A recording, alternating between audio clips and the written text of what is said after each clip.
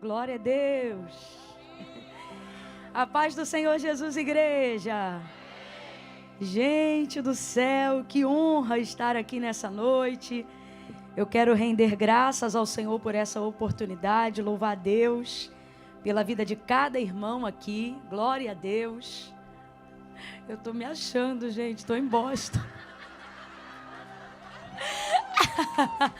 Que honra, que alegria. Por isso que eu sempre digo, quem me segue já sabe, tem um bordão que me acompanha há muito tempo, onde eu digo, quando Deus te fizer uma promessa, acredita, porque Ele é fiel para cumprir, né? Feliz de estar aqui nessa igreja, nesse solo profético, nesse lugar que é janela para as nações, né? Deus abençoe. Pastor Isaías, muito obrigada. Pastora Suelen, feliz em conhecê-los. Quero louvar a Deus de modo muito especial pela vida do pastor Uriel de Jesus, pela vida da sua esposa, linda irmã Jussara. Deus abençoe. Você é top. Já estou gamada na sua. Deus te abençoe muito. Obrigada, pastor. Que honra estar aqui. Abra comigo a sua Bíblia no livro do Gênesis. Glória a Deus.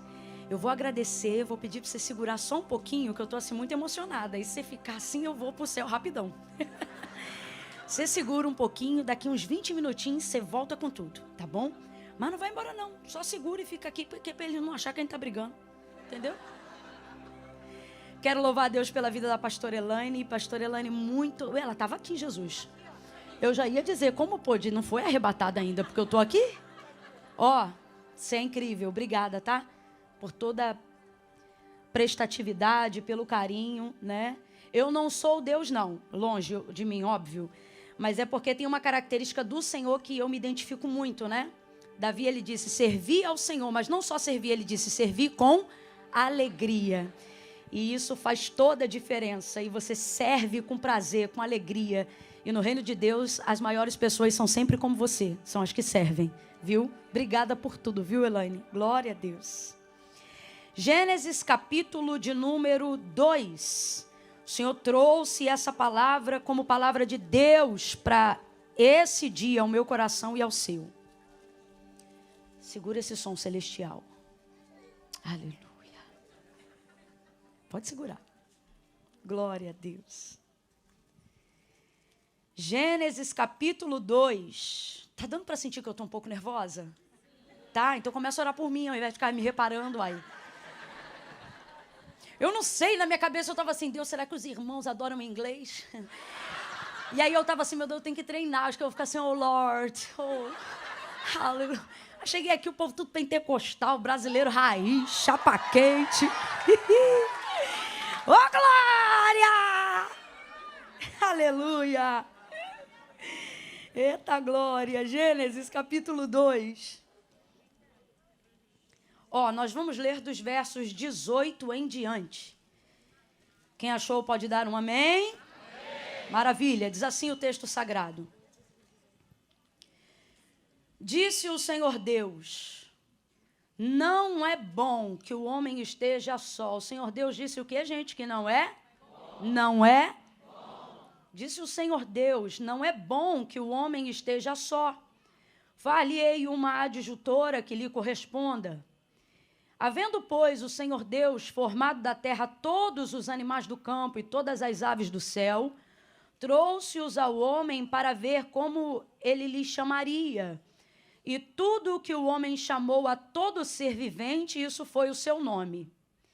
Assim o homem deu nome a todos os animais domésticos, às aves do céu e a todos os animais do campo. Mas para o homem, todavia, não se achava uma adjutora que lhe correspondesse. Então o Senhor Deus fez cair um pesado sono sobre o homem, e este adormeceu. E tomou então uma das suas costelas e fechou o lugar com carne, ou fechou a carne em seu lugar. Então, da costela que o Senhor Deus tomou do homem, formou a mulher e lhe trouxe. E disse o homem, esta é agora osso dos meus ossos e carne da minha carne, e ela será chamada mulher, porquanto do homem foi tomada. E você diga... Amém. Pai, em nome de Jesus, nós louvamos o teu nome nessa noite uma vez mais. Como, Senhor, tem sido bom andar contigo. Como foi bom te conhecer um dia. Como foi maravilhoso saber que o Senhor já nos via, já nos conhecia, já nos escolhia. A ti seja toda a honra, toda a glória que é devida ao teu nome, que a nossa vida te cante, que o nosso coração te celebre, Pai. Aonde houver um ouvido agora atento à voz do Senhor, pela ministração da tua palavra, que é viva, que é eficaz, que é mais penetrante do que qualquer espada de 2 gumes, que penetra até a divisão da alma e do espírito, juntas e medula, e é apta para discernir os pensamentos e as intenções do coração. Senhor, que esta palavra que é viva possa ressuscitar todo aquele que estiver morto espiritualmente e quem sabe até fisicamente. Tu sabes, eu não duvido. Eu creio na tua palavra, por isso eu falo. Ressuscita, levanta, transforma, cumpre o que tu disseste que faria quando tu me chamaste ao ministério, dizendo que aonde eu estivesse, pela pregação da palavra e no estender das minhas mãos, vidas seriam curadas, saradas, transformadas. Faça isso nesta noite, neste lugar. Faça isso, Senhor, aonde estiverem também acompanhando pela internet, aonde houver um ouvido ao alcance da voz profética, vai mudando a atmosfera, vai transformando o ambiente, vai fazendo milagres, Senhor, vai desembocando os teus vasos, vai suscitando os teus profetas, vai avivando de dentro para fora, vai renovando, vai libertando, vai tirando toda a frieza, toda a mornidão, toda a tristeza, tudo aquilo, Senhor, que porventura alguém estiver sentindo agora, com sentimento de desistência, dizendo: eu estou aqui, mas não creio, estou aqui, mas não sinto. Há poder no teu nome, há poder no teu sangue. Entra onde o homem não entra, faz aquilo que o homem não pode fazer, mas que a tua palavra pode fazer. Instaura um antes e depois deste dia chamado hoje, para a honra e glória do teu nome. Fala, Senhor, porque quando o Senhor fala, a terra se cala. Quando o Senhor fala, a depressão é inibida. Quando o Senhor fala, o vazio dá lugar para a tua presença. Quando o Senhor fala, a timidez cai por terra. Quando o Senhor fala, a vergonha é transformada em dupla honra. Quando o Senhor fala, a maldição é quebrada. Fala nesta noite, como lhe apraz, para a glória do teu nome. Fala conosco, Senhor. Bote a mão sobre o seu coração e diga: fala comigo, Senhor. Nós oramos assim, Senhor, em nome de Jesus. Amém, aleluia, glória a Deus. Eu vou contar de 1 a 3 e quando eu disser 3, eu quero que você libere uma palavra profética que determina o rumo daquilo que o Senhor nos confiou como verdade para essa noite. Quando eu disser 3, você vai estabelecer uma palavra de ordem profética nessa noite. E vai dizer para a pessoa que está do seu lado desse jeito. Você vai dizer assim: calma, ainda não acabou. Amém? No 3, você vai dar um sacode se preciso for. Vai botar a mão no ombro de alguém. E vai dizer: calma. Você já viu alguém pedir calma para quem está aflito? Essa pessoa que pede a calma, ela pede como? Ela pede com calma? Claro que não. Você não consegue acalmar alguém se você não tiver mais doido que essa pessoa. A única forma dela te ouvir é você estando pelo menos um tom acima do estado dela. Então você não vai dizer calma, você vai dizer calma. Ainda não acabou. Quem entendeu, diga amém. Eu conto 1. Bota a mão no ombro dessa pessoa, deixa ela sentir o peso da unção de Deus na sua vida. Faz ela perceber que não assentou-se ao lado de qualquer pessoa. Faz ela sentir nesse toque aí agora, ó. Faz ela sentir que ela sentou do lado de alguém que não veio fazer uma social. Não. 2,5, prepara. Você vai dizer: calma, Deus ainda não acabou. 3.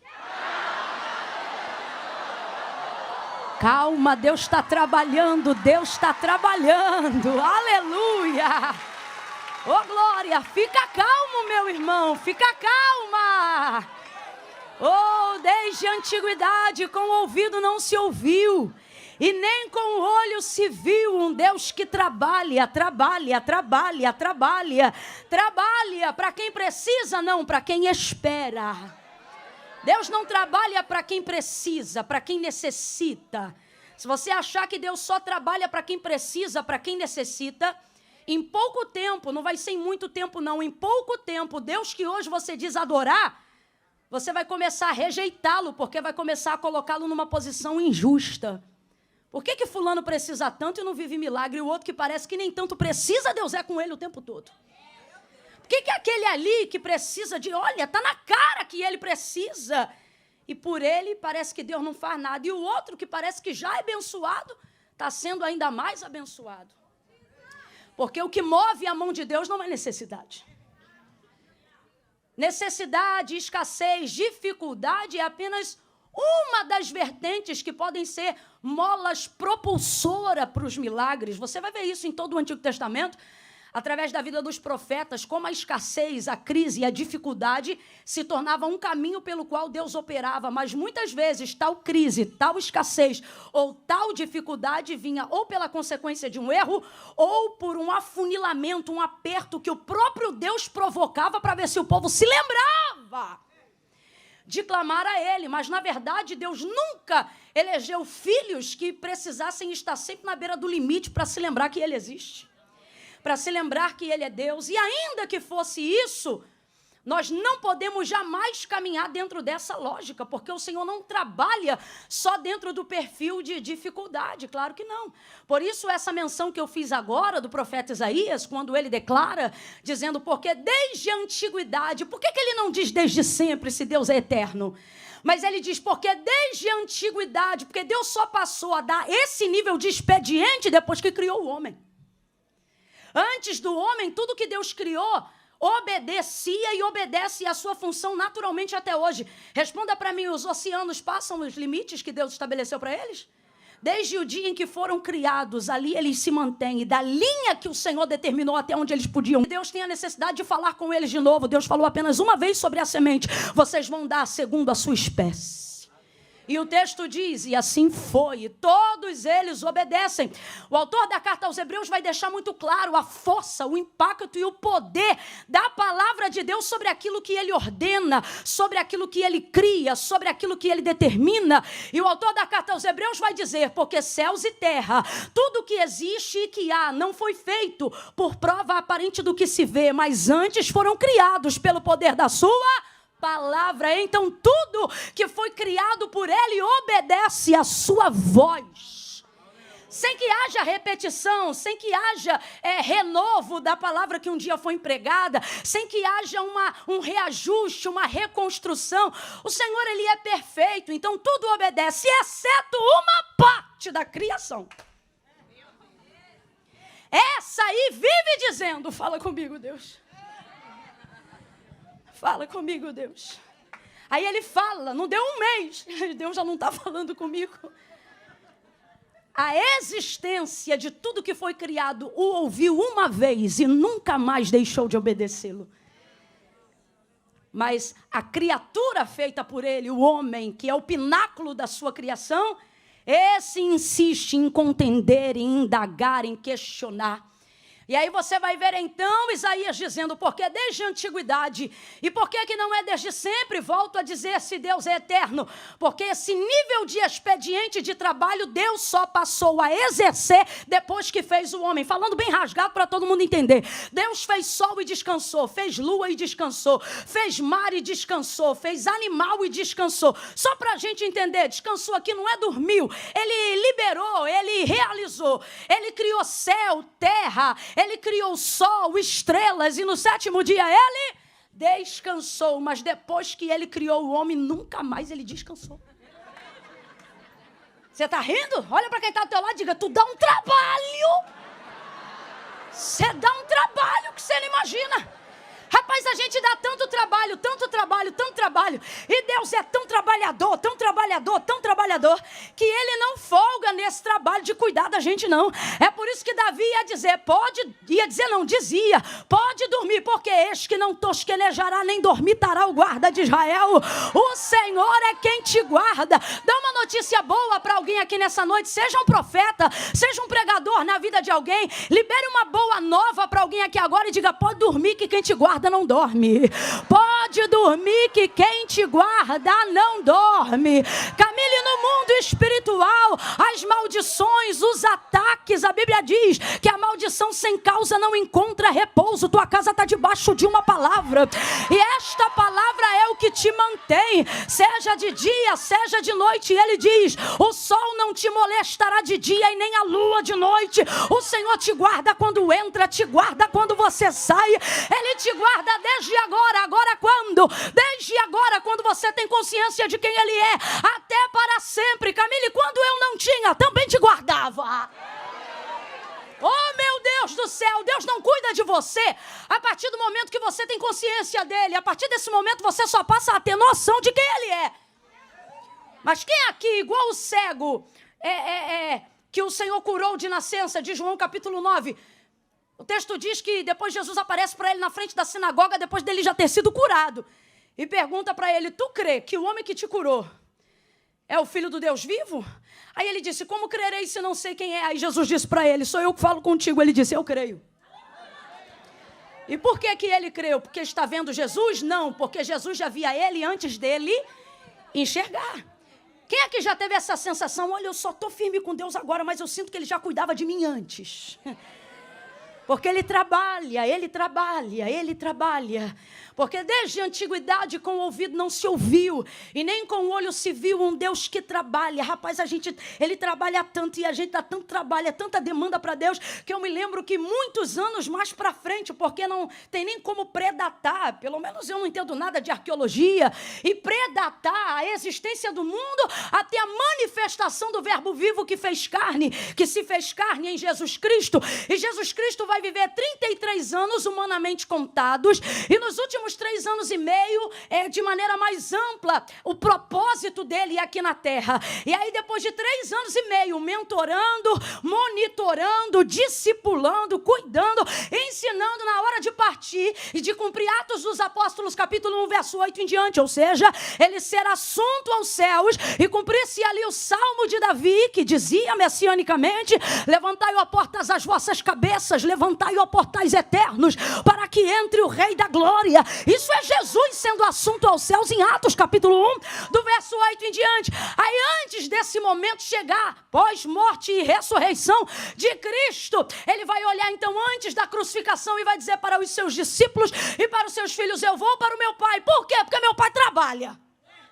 Não é assim que ele diz? Meu Pai trabalha até agora. E ele diz assim, eu também trabalho. Eu estou indo lá para ajudar ele. Para que onde eu esteja, vocês estejam também. Eu vou lá preparar lugar. Eu vou lá preparar lugar. Eu vou lá preparar o lugar. O lugar não do vosso aluguel, não da escritura da casa própria, mas ele deixa muito claro.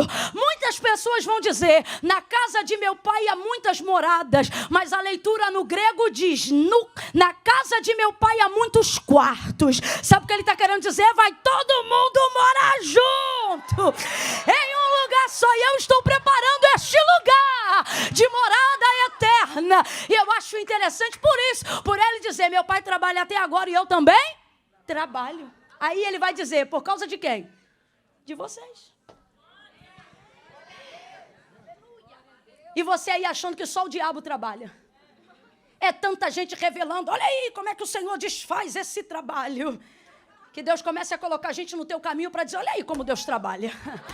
Olha aí como Deus trabalha. Maior é o que está conosco do que o que está com eles. Por quê?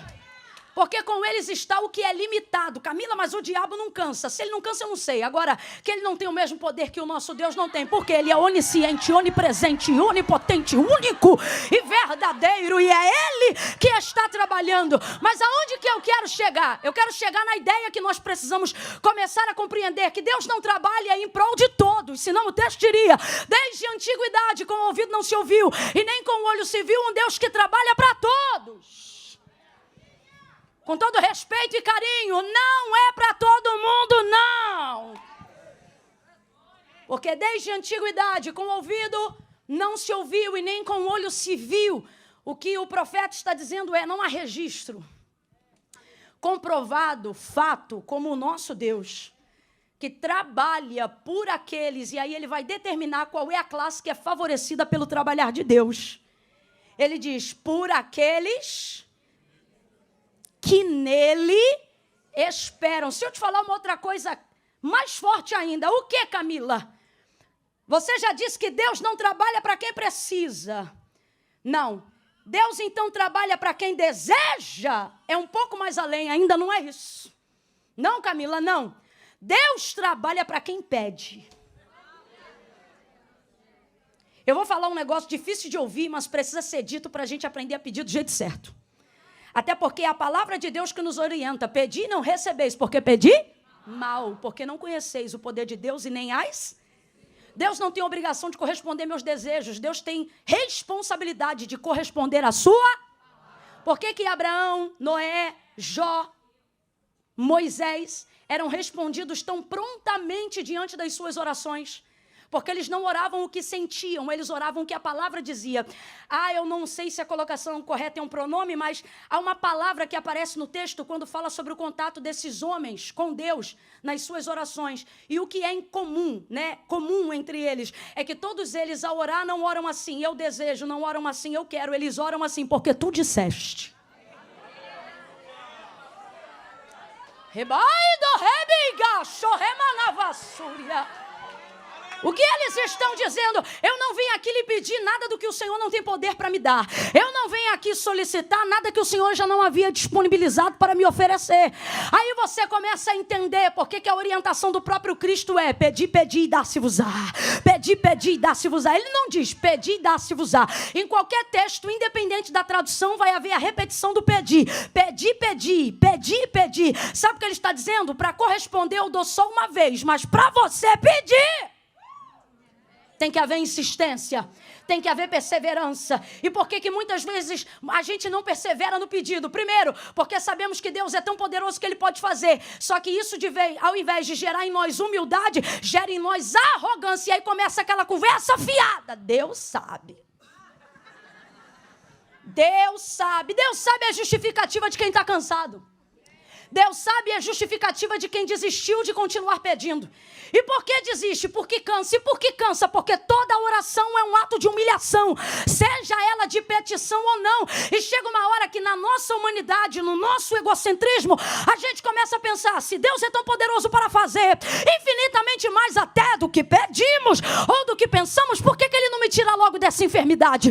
Por que Ele não resolve logo minha crise conjugal? Por que Ele não abre logo a porta que Ele me falou? Por que não libera logo o green card se foi Ele que me mandou vir para essa terra? Por que isso? Por que aquilo? E nisso você vai só se exaltando. E a recompensa do trabalho de Deus não é para quem se exalta, é para quem se humilha.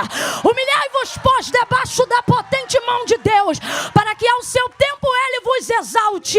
Camila, Deus pode dar tudo. Jesus, Ele vai deixar algo muito claro. E Ele vai ensinar-nos a pedir de forma que nenhuma das nossas petições sejam rejeitadas. Olhe para quem está do seu lado agora e diga, nenhuma. Abra a boca e diga, nenhuma. João capítulo 15, ele vai dizer, meu pai é o agricultor, eu sou a videira. Vocês são as varas. Toda vara que está em mim e dá fruto, essa eu podo, para que dê mais fruto. Agora ele vai dizer uma parte que para mim é a mais chocante do texto. Ele diz assim, toda vara, porém, que está em mim, mas não dá fruto. Preste atenção. Há muitas formas de você estar em Deus, mas só há uma forma de Deus estar em você. Vou falar de novo, só para você gravar. muitas formas de você estar em Deus. Louvando, orando, caminhando, adorando, cultuando. Muitas formas de você estar em Deus. Mas só há uma forma, segundo Jesus Cristo, para Ele estar em você. E Ele deixa claro. Olha o que Ele diz. Porém, toda vara que estando em mim, ou seja, está nele, está ou não está? Está ou não está? É esquisito não dar fruto, é esquisito, mas está nele, está ou não está? É Ele que diz. Porém, toda vara que estando em mim não der fruto, essa eu corto. E a primeira pergunta que a gente precisa fazer é: que tipo de vara está nele e não dá fruto? E alguém pensa, deve ser o desviado, deve ser o ímpio, deve ser isso, deve ser aquilo, mas não é, porque tem que conhecer, tem que estar nele. E Jesus deixou claro que naquele grande dia do juízo, muitos, não poucos, chegariam a ele e diriam: em teu nome eu fiz. Para fazer no nome dele tem que estar. Só que olha como ele vai responder: apartai-vos de mim, porque eu nunca vos conheci. Então o que é que ele está dizendo? Vocês estiveram em mim, mas eu nunca estive em vocês. São as varas que usam o nome dele, acham que estão nele, porque há muitas formas de estarmos nele, mas só há uma forma de que ele esteja em nós. E é por intermédio de quê, Camila? Por intermédio da sua palavra. E não sou eu que estou dizendo isso, foi Jesus. Continuando então: se vós estiverdes em mim, ele continua, e as minhas palavras, então só podemos ter ele em nós se tivermos a sua.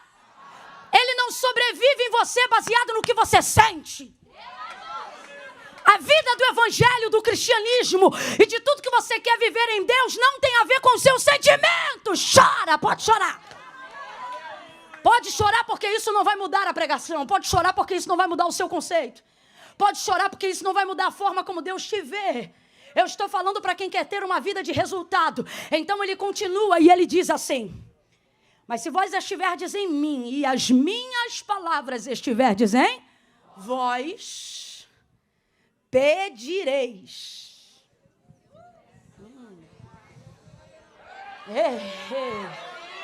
Meu Deus, eu também já estaria glorificando.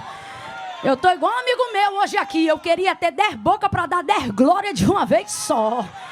Mas se vós estiverdes em mim e as minhas palavras estiverem em vós, pedireis o que quiserdes. Ele não diz eu vou pensar, ele não diz eu vou te botar na prova, ele não diz eu vou estudar o teu caso. O texto é claro: se vós estiverdes em mim e as minhas palavras estiverdes em vós, pedireis o que quiserdes e isso será feito. E isso será feito. Então o que eu preciso compreender? Que Deus não tem compromisso com o que eu sinto. Acima disso, Ele tem responsabilidade em cumprir a sua palavra. Por que que Ele não nega nada a quem lhe pede baseado na sua palavra? Porque é a sua palavra que manifesta a sua glória. É a sua palavra que manifesta a sua verdade. Então Ele diz: se a minha palavra estiver em você, não há nada que você me peça que eu não faça. Por quê? Porque você vai pedir o que é para minha glória, vai andar de acordo com a minha palavra, e eu vou corresponder absolutamente tudo o que você colocar diante de mim, diz o Senhor. Reaja diante dessa palavra e diga graças a Deus, diga glória a Deus. Tire aí 5 segundos agora para exaltar a sua palavra. Exalte a sua palavra. Palavra esta que não volta vazia, palavra que vai e faz aquilo que lhe apraz. Deus não trabalha para quem precisa e nem trabalha só para quem sonha. Deus trabalha para quem pede. Deus trabalha para quem ora. Deus trabalha para quem apresenta as suas expectativas e tudo aquilo que almeja diante do Senhor. Qual é a orientação do apóstolo? Em tudo sejam conhecidas as vossas necessidades, motivações e etc. Através da onde? Ele diz, das vossas petições. Apresentem aí qual é a tua petição, mas não, é mais fácil andar por aí dizendo, Deus sabe. Sabe não vai fazer nada. Porque não trabalha para quem precisa, trabalha para quem se humilha, para quem pede. E se isso te incomoda, já mostra que você não é alvo da bênção.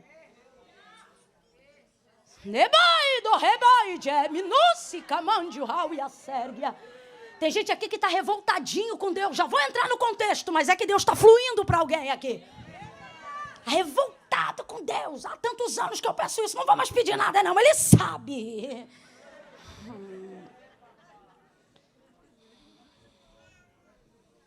Ai, Deus, estou chateada com o Senhor. Ele está dizendo, entra na fila.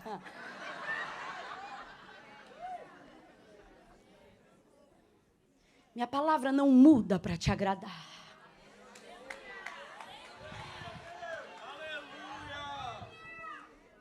Mas vale a pena obedecê-la. Segue então, e esse Deus está trabalhando na criação. Deus trabalha como arquiteto do universo e do ambiente que vai nos receber. Em Gênesis 1 eu o chamo de arquiteto do ambiente. Ele cria um ambiente a fim de que só depois possa nos introduzir nesse ambiente. Às vezes parece que Deus está trabalhando à nossa volta, mas não está trabalhando em nós. Parece que Deus está cuidando de coisas que são menos importantes que nós, de vez agir na gente. Ora, não sou eu o pináculo da criação? Não sou eu a primícia de tudo aquilo que o Senhor criou? O que há de mais especial? Salmista vai salmodiar no Salmo 8 e ele vai dizer, pouco menor do que os anjos o fizeste, mas de glória o vestiste e o criaste, falando da humanidade. Falando também do Messias. Então, é um pouco incômodo perceber ele cuidando de galho, de árvore, de abacate, de manga, e me deixando para depois. Só que, na verdade, ele está cuidando de tudo aquilo para te receber. Não fique chateado quando você vê Deus cuidando de coisas à sua volta. E ainda não agindo especificamente aonde você gostaria. Ele está dizendo, eu estou cuidando deste ambiente para você. Eu estou preparando esta casa para você. Como arquiteto, então, do universo, ele vai criar todas as coisas. E agora, no final, quando eu falo de coisas de natureza, ou tudo aquilo que compete à criação de Deus, você vai ver o verso 31 do capítulo 1. Deus dando um parecer sobre aquilo que ele mesmo criou, porque Deus não acha nada, Deus sabe.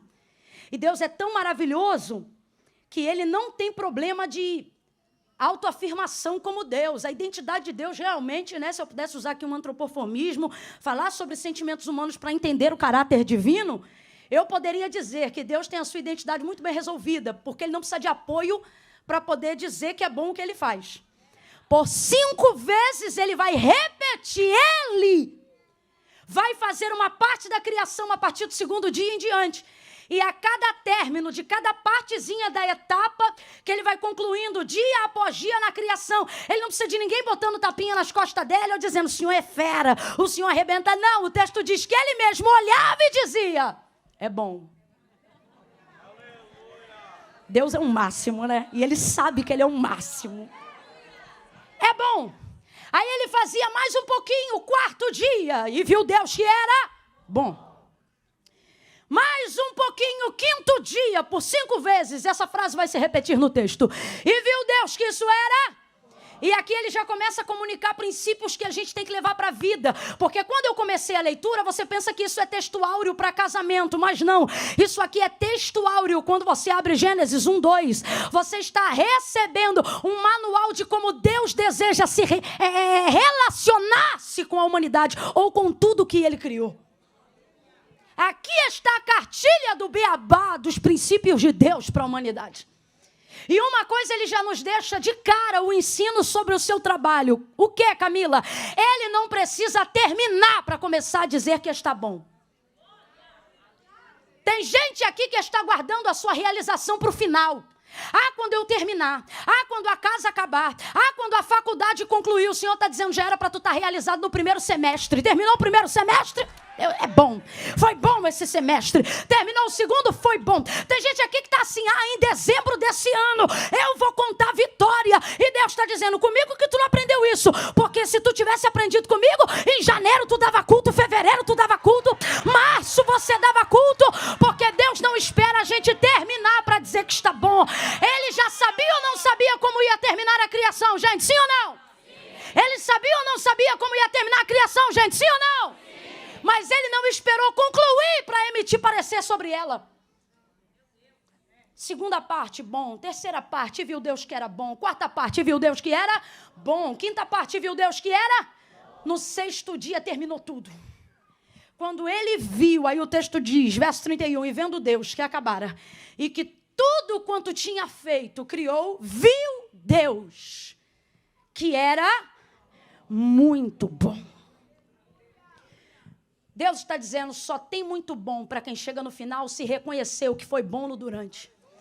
Você tem que ir empilhando o durante para reconhecer satisfação no final. Sabe por que às vezes falta satisfação no final? Porque o durante é só reclamação. O durante é só murmuração.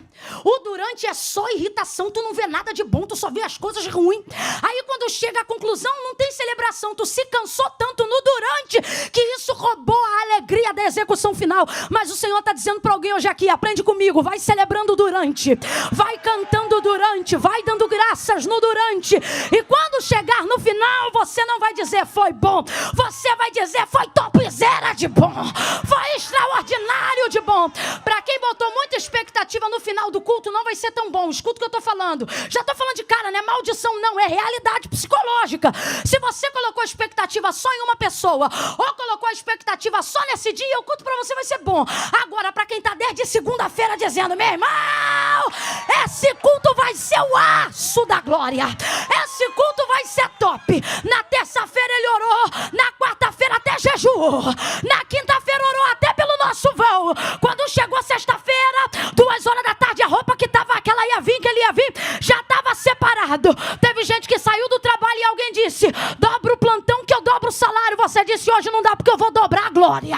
Saiu de casa, saiu do trabalho, veio direto. Sabe o que vai acontecer? Já recebe aí que é profético. Você vai chegar em casa e alguém vai perguntar, e aí o culto foi bom? Você vai dizer, não, foi muito bom. Deus tocou, Deus falou, Deus revelou, Deus guiou. Por quê? Quem não cuida do durante não se realiza completamente no final. Aprenda com o Senhor. Já sabia como ia terminar tudo, mas não deixou para se alegrar no final. Já começou a falar no durante. Eu amo gente que sabe entender o durante. Agora veja, quando termina tudo e ele diz muito bom, o texto diz que foi porque ele terminou tudo. Aí precisamos agora celebrar como Davi, que disse, o Senhor é bom e a sua benignidade dura para sempre. Davi vai salmodiar o Salmo 136.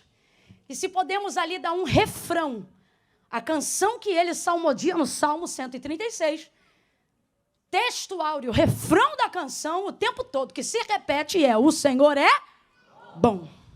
O Senhor é bom. Engraçado que ele fala às vezes de coisas ruins, mas mesmo assim ele diz que o Senhor é. Ele diz assim, aquele que guiou a Israel no deserto. Você vê, tá no deserto não é coisa boa, né? Mas ele diz assim, aquele que guiou Israel no deserto, porque é bom.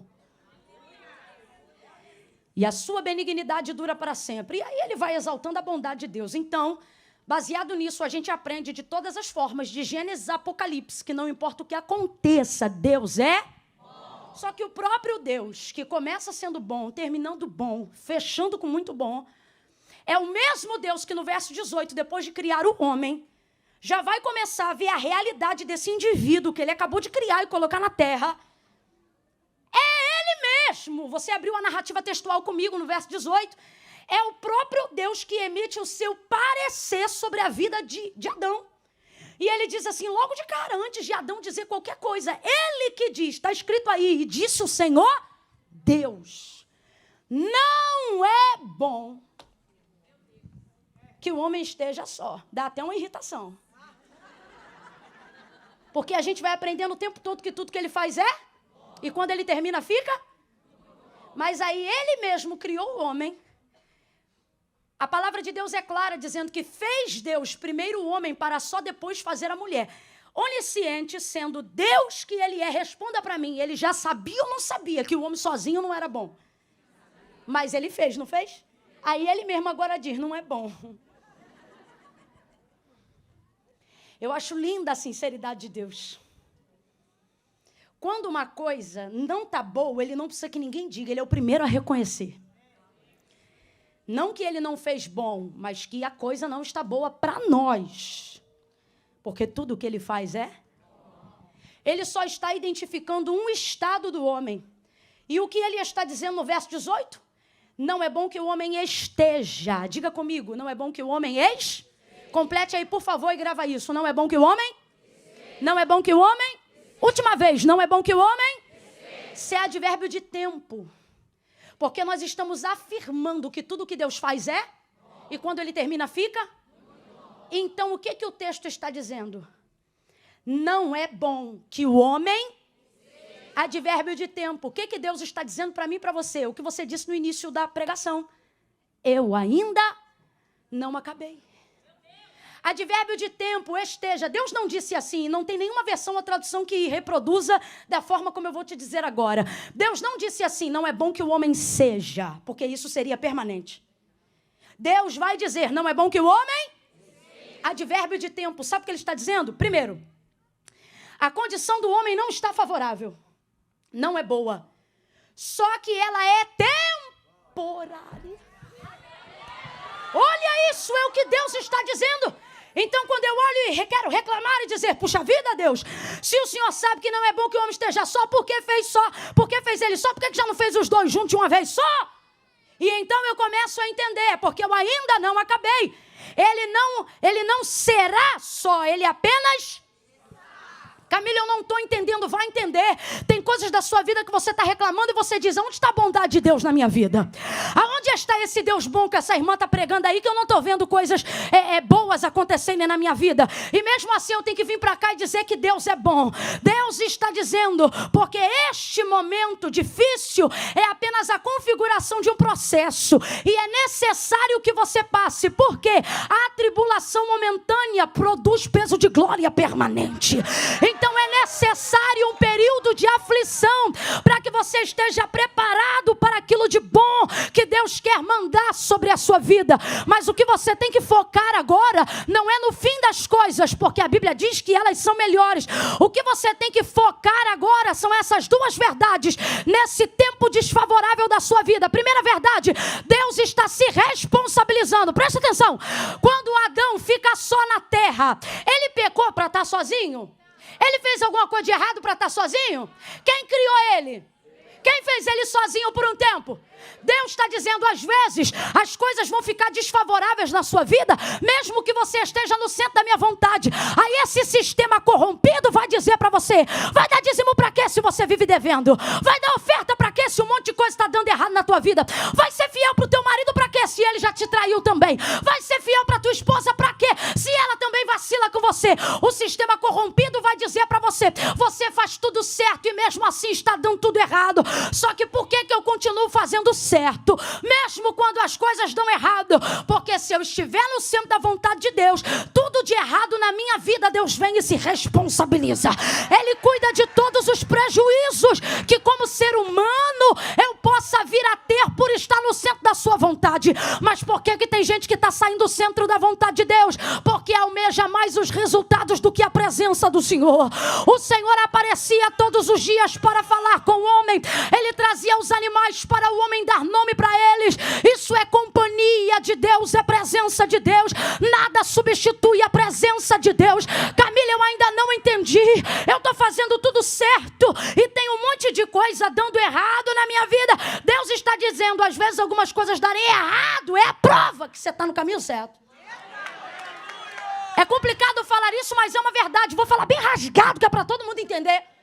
Tem gente aqui que se aceitasse suborno já estava melhor de vida.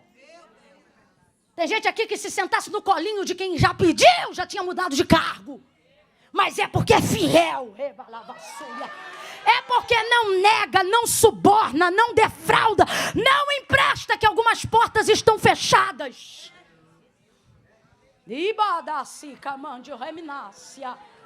Mas Deus está dizendo, não será para sempre assim, porque essa condição ela é temporária, ela é passageira. E tem uma outra coisa maravilhosa. Qual, Camila? Dentro dentro desse processo, Deus está se responsabilizando por aquilo que eu estou vivendo.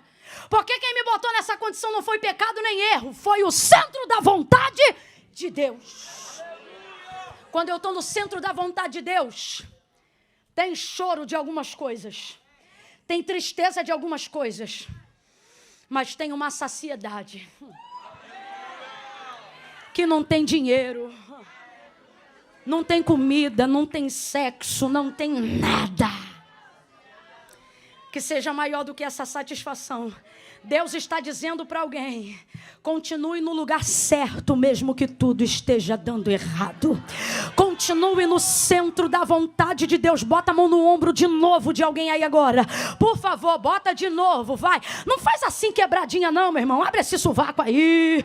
Bota a mão no ombro do colega, do irmão. Dá uma sacudida nele ou nela e diga: calma. Bora, grita, calma. Ele ainda não acabou. Esse processo é temporário. Quem entende o que Deus está falando? É temporário, pastor Isaías. A condição desfavorável é temporária. É temporária. Vai passar. Como chuva vai passar. Como tempestade vai passar. Como sol que castiga vai passar. Deus diz: o processo vai passar, a minha bênção não. O processo vai passar, a minha vitória não. O processo vai passar, mas você não. Isto que você está passando não vai passar por cima de você. O centro da vontade de Deus te garante. Oh, meu Deus! Segunda coisa. É só depois do verso 22 que Adão vai perceber que não tem ninguém que seja equivalente, ou seja, que não há saciedade daquilo que ele precisa.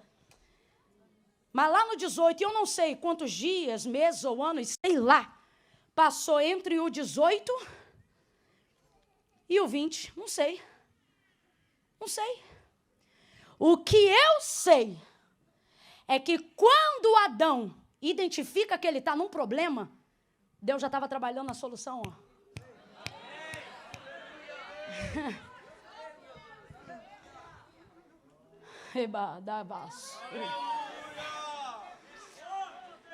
Lá no 18, Deus já diz no início, porque no início ninguém repara o que está fora do lugar. No início tudo é novidade. Início de namoro, início de casamento, início de igreja. Ninguém vê problema em nada. É tudo lindo. É depois de um tempo que os defeitos começam a aparecer, que os problemas começam a surgir. E aí olha o que o texto vai dizer lá em cima, antes do homem perceber qualquer coisa. E disse o Senhor Deus: não é bom que o homem esteja? E já vem acompanhado da promessa: far-lhe-ei. Oh, glória! Alguém entendeu? Deus está dizendo: quando eu te dou uma promessa, eu já identifiquei o problema há muito tempo, Só que tem o processo da espera. Que processo é esse? O processo só da promessa, do não cumprimento. Então, olha isso. Lá no 19, Deus já identificou o problema. Perdão, no 18. Só no 19 é que Adão vai perceber o problema. Quando diz: todavia procurava. E tem gente que acha que é Deus que está procurando. Irmão, Deus não procura o que ele sabe que não existe. Quem está procurando aqui é o homem. E por que ele está procurando? Porque Deus não deixou ele largado no mundo. Deus fez o homem, aí levantou um jardim que já tinha fruta pronta, tudo pronto, porque na terra ainda não tinha chovido. Quem já leu Gênesis 1? Acho que eu engasgo aqui. Demoraram tanto a responder. Quando vocês demoraram, eu pensei: meu Deus, que livro que eles lêem, então? Preste atenção. O mundo foi criado, chuva ainda não veio, vapor que rega a terra. Deus não deu ordem para árvores, Deus deu ordem para sementes. Deixa essa mensagem para outro dia, quer ser boa também. Então o mundo ainda não está pronto para receber o homem, porque o homem não foi feito criança, o homem já foi feito homem. Então Deus vai plantar um jardim. Esse sim pronto, o Éden. E lá a fruta já está pronta para comer, lá a grama já está macia para sentar, lá está tudo pronto, lá tem árvores, lá está pronto. Deus coloca o homem lá. Aí o texto vai dizer que quem trazia os animais? O Senhor. Porque deu a ele uma responsabilidade. Quando Deus viu que não era bom que o homem estivesse só, não deu de cara para ele o que seria bom para ele, que é a mulher. Não. Primeiro vai introduzir ele num treinamento. Camila, eu ainda não entendi. Vai entender o que você chama de prova, Deus diz. Treinamento. Você diz assim, mano, eu estou numa prova, Deus diz. Tu está num estágio muito bom que eu te coloquei. Camila, o diabo está furioso. E Deus está dizendo, para de dar minha glória para o inimigo. Aquele que é de Deus, o maligno não toca. Sou eu que estou te provando, te estreitando, te ensinando, te instruindo, te apertando. Quem está ouvindo, diga amém. É Deus, menino. Aí Deus trazia os animais para que ele pudesse dar nome. Deus vai ocupar o tempo dele. Completa aí para mim, por favor. Deus vai ocupar o tempo. Deus vai ocupar o tempo dele. Por quê? Porque no 19, à medida que ele vai dando nome aos animais, ele percebe que o leão tem a leoa, o elefante tem a elefoa. Estou falando a grosso modo para a gente entender. E de repente ele percebe que não tem alguém que lhe seja equivalente. Então ele começa a procurar. Eu acho interessante esse termo.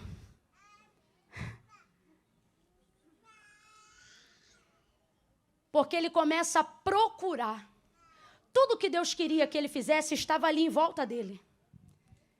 Só que quando você não está plenamente satisfeito naquilo que você está fazendo, você começa a procurar. E muito cuidado com o processo da busca por aquilo que você deseja. Porque tudo que é de Deus para você, Ele vai trazer para a sua proximidade, para onde a tua mão alcança. Mas o texto diz que ele não achava. Não achava. Mas ainda assim, Deus dá a ele trabalho. Quem acha que o trabalho só veio depois da queda está redondamente enganado. Deus nunca teve filho preguiçoso. O que veio depois da queda foi o excesso, o cardo, a mão inchada, a necessidade de comer do que se produz no suor do seu rosto. Mas o trabalho? Não. O trabalho, a produção, a criatividade, né?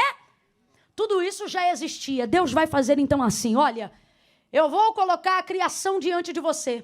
Todos os animais do campo, até as aves do céu, tudo aquilo que vier diante de você, você vai dar nome. Completa aí, por favor. Você vai dar? Nome. E Adão, o nome que você der é um nome que vai se chamar. Deus vai dar o que aqui a ele, gente? Noção de responsabilidade. É isso que Deus está dando a ele. Responda para mim com inteligência. Deus teria nomes mais bonitos para dar aos animais que ele mesmo criou, sim ou não? Sim ou não? Mas ele vai dar essa responsabilidade a Adão. Agora responda com igual inteligência. A Adão poder catalogar a criação de Deus é uma honra, sim ou não? É um privilégio, sim ou não? Sim, é um privilégio. Todas as vezes que Deus te der uma honra, todas as vezes que Deus te der um privilégio, tenha certeza, uma das características que é Deus que está dando é que ela vem acompanhada de responsabilidade. Prosperidade e alegria que não vem acompanhada de responsabilidade não é de Deus, é prostituição. Se é Deus que deu, tem demanda. Camila, eu não entendi. Se Deus te abençoar, pode ter certeza que junto com a bênção, seja de dinheiro, seja de amigos, seja de relacionamentos, vai vir a demanda do trabalho. Porque tudo que Deus te dá, Ele quer que você administre. E dá trabalho administrar a bênção, meu filho. Tem gente que acha assim, quando eu ficar rico, eu não vou fazer nada. Vai ficar rico num dia e pobre no outro. Porque rico, para ficar rico, tem que trabalhar. Para manter a riqueza. Eu me lembro que teve uma época que eu estava assim, um pouco me queixando das bênçãos por causa das demandas. Sabe aquele dia que você está em crise e diz, eu não quero mais nada, rapaz. Eu não quero carro, eu não quero casa, eu não quero status, eu quero uma casinha na roça. Eu quero viver do que a terra produz. Aí minha mãe diz, o quê? Na roça, minha filha, se tu não planta, tu não colhe. Tu acha que o povo da roça acorda 4 horas da manhã pra quê? Minha mãe estava querendo dizer, Camila, a vida que você procura não existe não, minha filha. Essa vida que você procura aí não existe não. E posso te falar, para quem existiu e alcançou ela, terminou no final. Muito mal. Por quê? Salomão, ele disse, fiz tudo o que eu desejei. Conquistei tudo o que eu queria. Não há coisa no meu coração que eu tenha desejado e não tenha feito. E no final, afligi a minha alma e vi que isso vai ficar para quem vier depois. E para mim isso tudo é... Fala para mim, Salomão tinha tudo e no final de Eclesiastes ele estava feliz? Ele estava feliz? Porque não é sobre ter tudo. É sobre administrar o que Deus me confiou. É sobre administrar o que Ele me deu. Então, todas as vezes que Deus te der algo, se for uma honra de Deus, não fique achando que ela vai vir desassociada de trabalho, minha filha. Ô, meu irmão, vai vir acompanhada de trabalho. Pode ter certeza. Quando vir aquele vaso cheio de poder, botar a mão no teu ombro e dizer, filho, estou eu abrindo uma porta diante de ti. E é porta de honra. Tu vai dar glória, vai dar aleluia. Mas quando a porta começar a abrir, tu vai ver o barulho que ela faz. E aí eu me lembro de Helena Tanuri dizendo assim, quando Deus te abrir uma porta, passe por ela, não fique reclamando do barulho que ela faz enquanto abre. Que é isso? É gente que reclama do que pediu e Deus fez, mas não sabia que para receber ia dar? Responda para mim, é um privilégio sim ou não? Mas é fácil catalogar a criação no auge da criação? Espécie que existia lá e não existe hoje, mas lá existia. Eu não sei quanto tempo isso levou. Eu sei que foi um grande trabalho, mas por que Deus fez isso? Quem lembra? Para ocupar o... Porque se Ele usa o tempo de vida que Deus deu para Ele, quem ainda está comigo, diga amém. Quem ainda aguenta mais 15 minutos, diga oh, glória. Para aguentar o tempo de vida dele, para não corromper o tempo de vida que ele tinha sem ter o que ele desejava, Deus teve que ocupar o tempo dele com aquilo que ele podia fazer. Diga para mim, ele podia criar a mulher? A mulher existia? Não. O que ele estava procurando na horizontal só podia vir? Quem fez o homem fez na? E quem faria a mulher também faria na? Deus é a pessoa. Ok? Amém? Yes? Ok? Então veja. Ele está procurando na horizontal o que ele só pode ter? Quem é da vertical mandou ele trabalhar na? Vai ouvindo. Você diz, eu quero a vertical, e Deus está dizendo, vai trabalhando na horizontal. Aí, filhos que não compreendem a vontade de Deus dizem assim, já que eu não tenho o que tu pode me dar, também não vou fazer para ti o que eu posso fazer. Agora, ele vai dar nome a toda a criação, mesmo não tendo aquilo que ele quer. Deus está dizendo para alguém, sabe quando você está pronto para receber o que eu quero dar? Quando você está disponível para fazer o que eu quero, sem que eu te dê o que você quer. Nessa hora você prova obediência, subordinação, humildade. Deus está dizendo, não deixe de fazer o que você pode fazer só porque você ainda não tem o que eu posso fazer por você. Está o homem lá trabalhando, e por que Deus faz isso? Para ocupar o tempo dele. Olha para cá. Vamos supor agora que Deus não deu trabalho nenhum para ele. E que ele tem todo o tempo disponível para não fazer nada que Deus queira. Para só fazer o que ele quer. O que ele mais queria? Está aqui no verso 19. O que ele mais queria? O que ele estava procurando? Uma mulher. Ele ainda nem sabe que o termo é esse. É uma equivalente, mas ele está procurando. Posso lhe dizer? Ele está procurando uma coisa que ele nem sabe o que é se ele encontrar.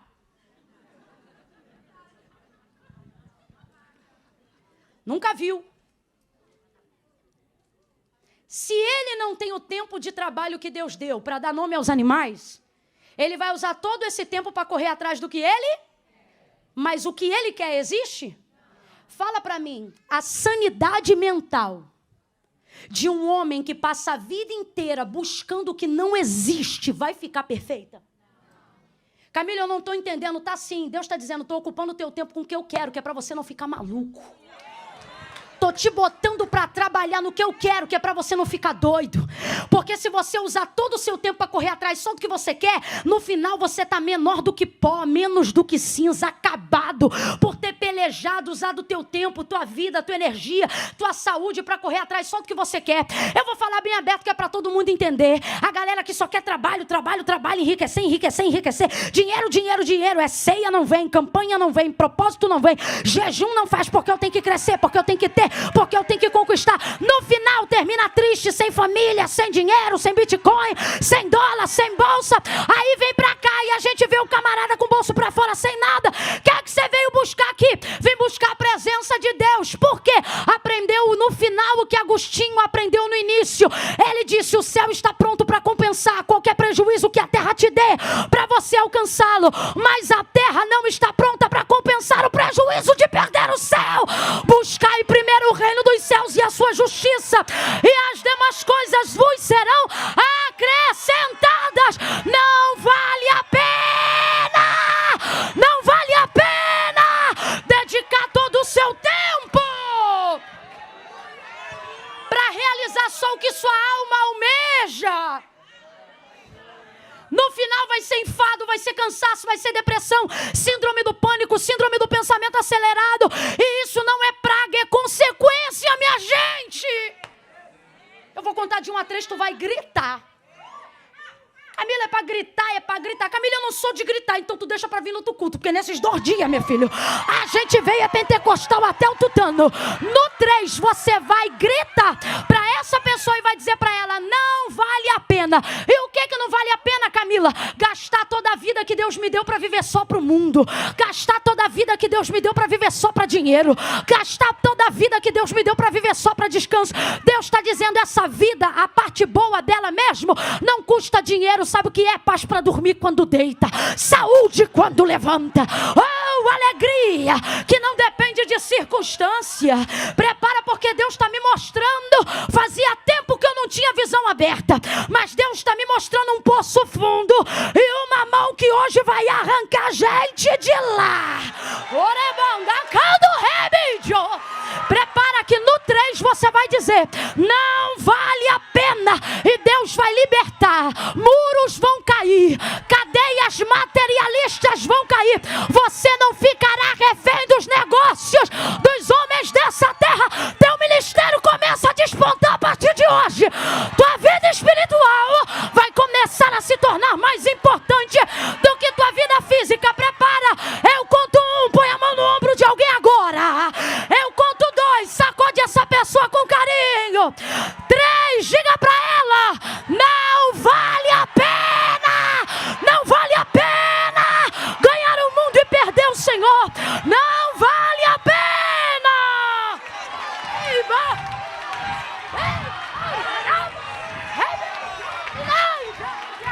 Não vale a pena, meu filho.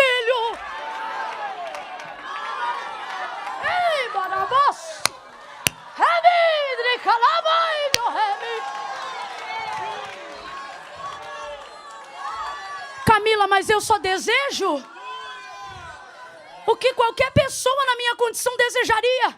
Só que tu estás se fazendo as perguntas erradas.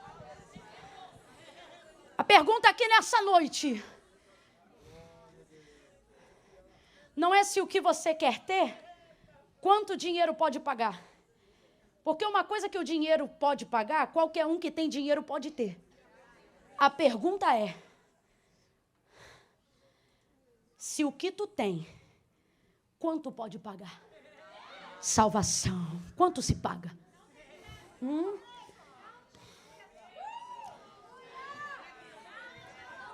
Jesus conta a parábola assim. Certo homem disse, vou ampliar o celeiro. Vou derrubar um, vou aumentar, e de 2 vou fazer um maior. Vou ajuntar muitas sementes, fazer um celeiro enorme, e depois vou viver dele. Louco, esta noite pedirei a tua alma. E o que tu tens? Para quem ficará? Jesus disse, Mateus capítulo 16, verso 24 em diante, se alguém quiser vir após mim, negue-se a si mesmo. Sabe o que ele está dizendo? Quer me agradar? Faz o que eu mando na vertical. Se alguém quiser vir após mim, negue-se a si mesmo, tome sobre si a sua cruz. Siga-me. Portanto vos digo, de que vale ganhar o mundo inteiro, se em troca disso perder a sua alma ou salvação? Tem uma utopia, um sofisma do capeta na mente de algumas pessoas, que diz assim, quando você ficar rico, tudo vai melhorar. Irmão, se riqueza fosse sinônimo de solução, rico não se matava. Amplia a tua mente. As coisas de maior valor que você tem não custaram R$1 do teu bolso, custaram sangue carmesim, que já foi pago por amor à tua vida. Oh, tem coisa na tua vida que tu comprou e para você ter, tá parcelado, tá pagando até hoje. Mas aquilo que você jamais teria dinheiro para comprar, assim diz o Senhor, tá pago. Tá pago, tá pago. Celebra isso nessa noite. Tá pago, minha filha. Tá pago. Alguém aqui pode adorar ao Senhor que verteu o seu sangue no Calvário para dizer, eu cancelo, eu pago a tua dívida. Não é porque não está dando certo que você tem que sair do centro da vontade de Deus. Continua sendo o único certo naquele setor. E mesmo que todo mundo naquela área de trabalho aceite suborno, não aceita. E mesmo que todo mundo diga que é mais fácil viver aqui sem pagar imposto, não faça isso você. Pague o seu imposto, faça tudo corretamente. Corra atrás do que é certo. Ocupe o seu tempo com aquilo que agrada a Deus. E então, vou fechar aqui, olha o que o texto diz. Versos de número 21. Então, abra a boca comigo e diga, então. Diga de novo, então. O que é então, Camila? Então é quando você, vou explicar bem a grosso modo. Então é quando você quer entrar num assunto do nada. Pode perceber que quem entra em assunto do nada começa com então. Então, tipo, do nada. Então, obrigada, irmão. Então, porque o texto vai encerrando no verso 20 dizendo assim, que o homem deu nome a todos os animais domésticos, as aves do céu, os animais do campo, mas para o homem não se achava uma adjutora que lhe correspondesse, ou seja, ele está lá trabalhando, fazendo a vida dele, ele está lá dando nome, fazendo o que Deus mandou, mas para ele não tem nada do que ele quer. Aí o texto, então, encerra esse período desfavorável do homem com o texto dizendo, então, o Senhor Deus fez cair um sono pesado sobre o homem e este adormeceu. Que dia foi isso, gente? Que dia foi isso da semana? Alguém sabe? Eu acho incrível vocês saberem um negócio desse.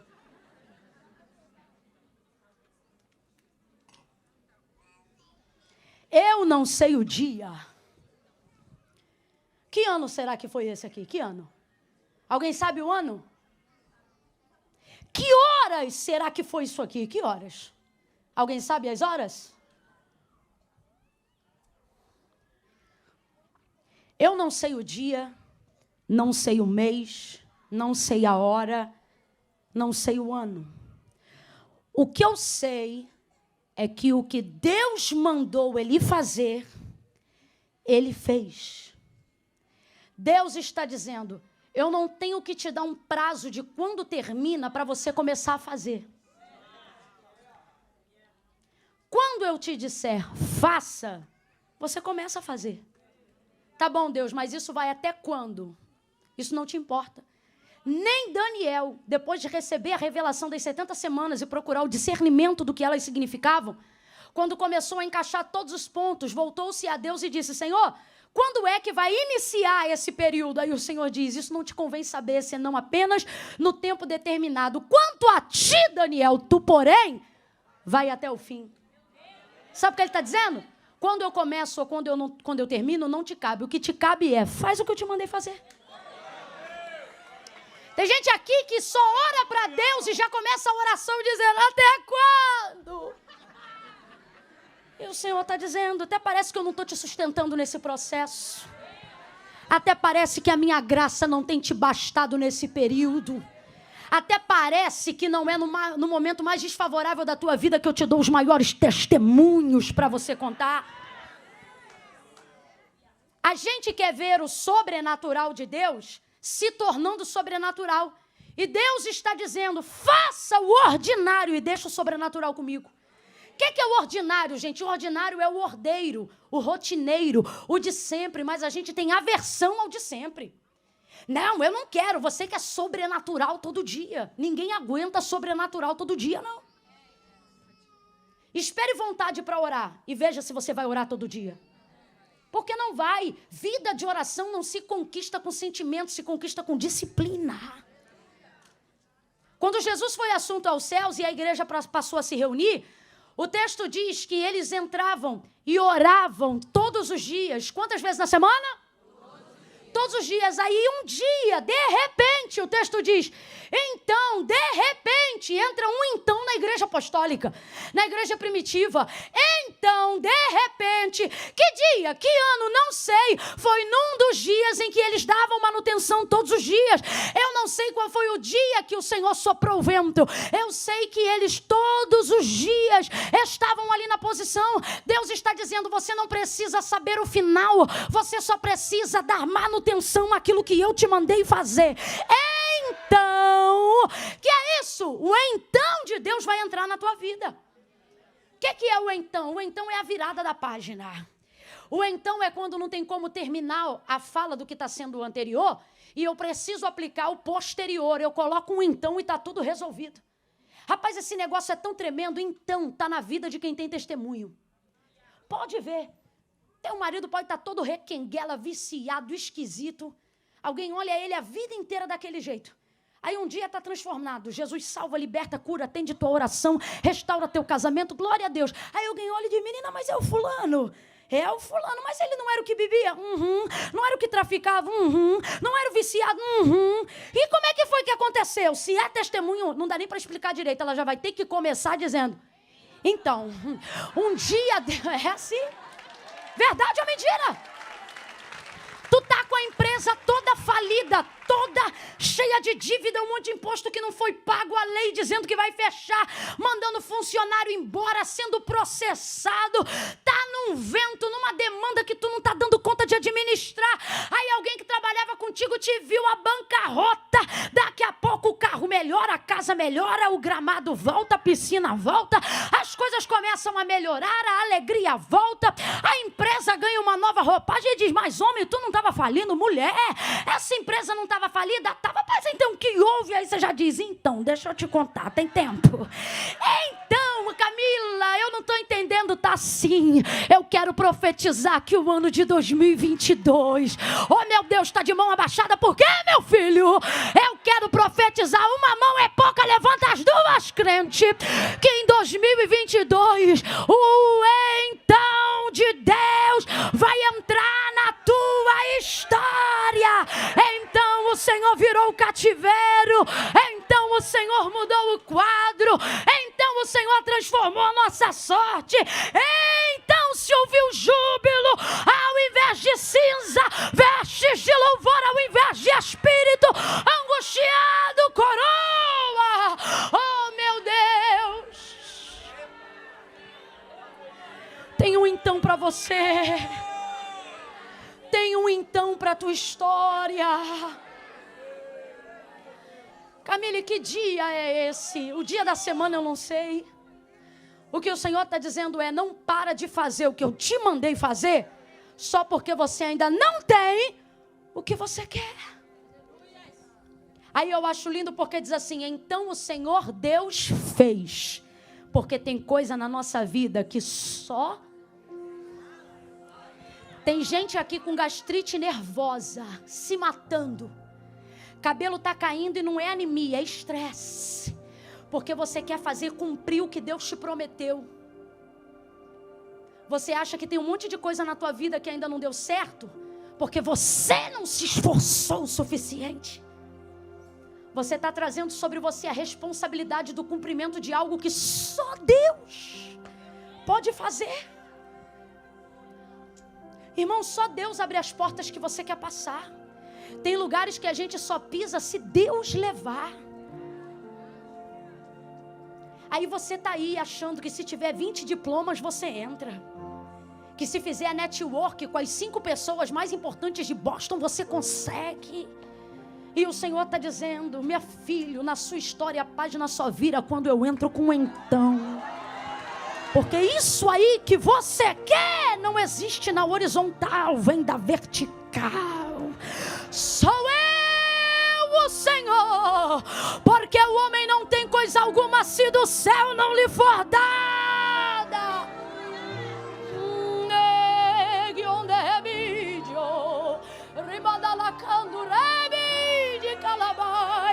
Há um consolo do Espírito Santo nesta noite.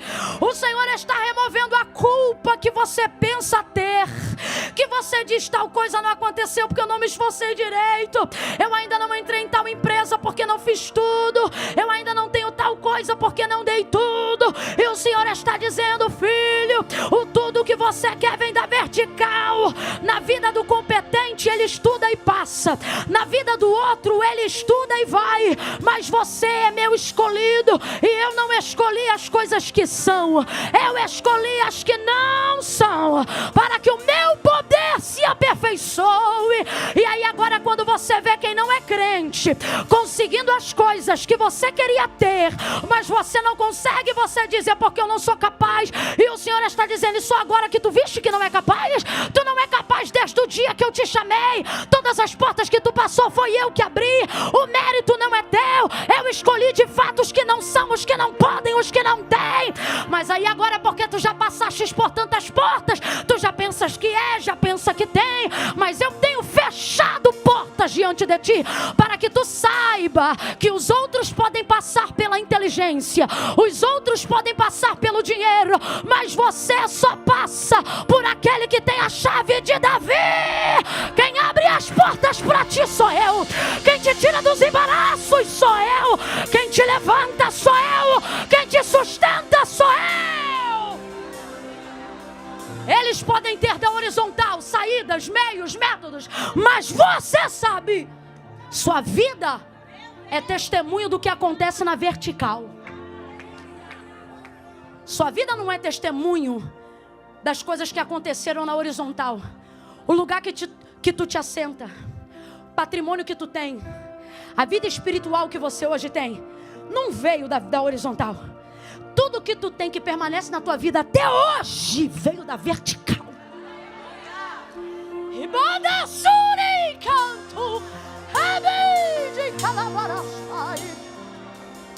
Mas de um tempo pra cá, você está usando todo o tempo, saúde e energia que eu te dei para aqui, ó. Teu braço, tua força, tua inteligência. Está deixando de fazer as coisas que eu mandei você fazer, porque o sentimento de atraso não te deixa. Enquanto eu estou aqui fazendo o que Deus quer, o outro está lá ocupando o meu lugar, o outro está lá conquistando, o outro isso, o outro aquilo. E assim te diz o Senhor: se tu te fatigas com os homens que vão a pé, sabe o que ele está dizendo? Que o homem do mundo se prepara para o dia da peleja, carro, cavalo, lança. Então o texto vai dizer: uns confiam em carros, outros em... E nós? Volte a fazer menção do nome do Senhor. Quando tu fazias menção do nome do Senhor, tu não tinha metade da aflição que tu tens. Então o Senhor Deus fez o homem cair num estado de sono profundo e este adormeceu. Olha isso, o Senhor Deus fez cair. Então responda para mim, isso foi cochilo depois do almoço? Não, Deus impeliu ele ao sono. A dormência. Ele dorme. Enquanto ele dorme, o Senhor abre, tira um pedaço de costela e fecha o lugar. Imagina Deus fazendo isso com ele acordado. Ia dar. Imagina Deus chegando para Adão e dizendo assim: homem, me dê um pedaço da sua costela. Ele ia dar? É por isso que às vezes Deus te neutraliza. Porque tem coisas que Ele vai tirar. O texto não diz: e o Senhor Deus pediu. O texto diz: e o Senhor Deus tomou. Em outras versões, tirou.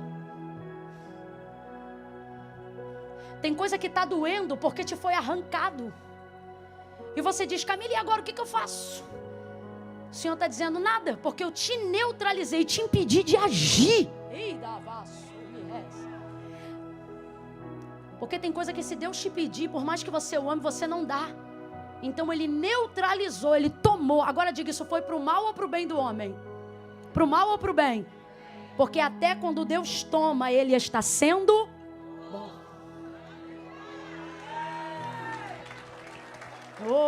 Tomou um pedaço de osso, fez uma mulher inteira. Deus não quer muito de você. Ele só quer de você o que é mais profundo. Pegou do osso. Completa para mim aí, igreja, por favor. Ele pegou do osso. É a estrutura mais profunda do homem. A última coisa é o osso. A primeira é o osso e a última é o osso. Tomou de lá, ó, do osso. Aí vamos lá. Quando ele estava aqui na horizontal procurando, ele imaginava que o que Deus ia trazer para ele, na verdade, o tempo todo estava onde? Dentro dele. Estava lá do outro lado do Éden o que ele queria, mas ele deve ter ido lá. Estava do lado de cá do Éden o que ele queria, mas ele também deve ter ido lá. Tudo que ele mais desejava o tempo todo, na verdade, estava. E o que Deus fez do lado de fora? A estrutura, a manifestação de uma matéria-prima que já estava dentro.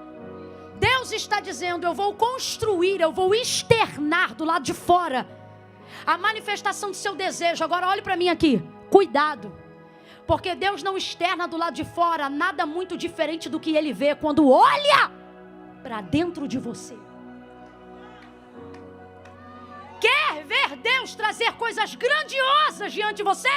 Não melhore o seu exterior, melhore o seu.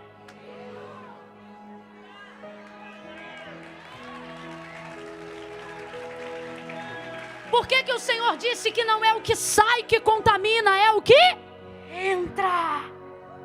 Olha o que Salomão vai dizer. Como o homem se vê, assim ele é. Você quer ver milagre do lado de fora, mas só vemos derrota dentro de você? Você quer ver porta aberta do lado de fora, mas só vê prova dentro de você? Deus está dizendo, e se eu te disser que a materialização do que você mais deseja não começa do lado de fora, começa no que eu vejo quando olho para dentro de você? Melhore o seu interior. Fecha os teus olhos, curva a tua cabeça e agora, faça isso agora debaixo dessa atmosfera de glória.